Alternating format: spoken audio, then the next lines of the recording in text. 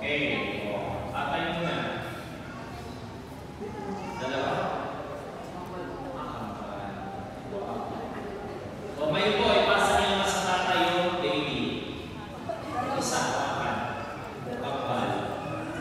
Okay, lagyan po ng nanay, napusa mo yung anak na pamilya niya. Yan. Okay, okay po mga magulang, lumabas po kayo sa upuan, diyan kayo sa may gilid ng kanan. Hindi po ha, nakalabas na kayo mga magulang. Labas kayo.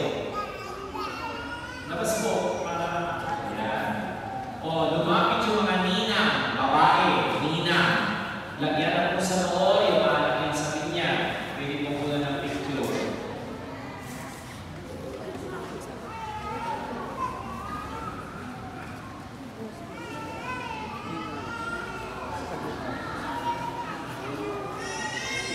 Bumalik na yung mga ninang sa lugar.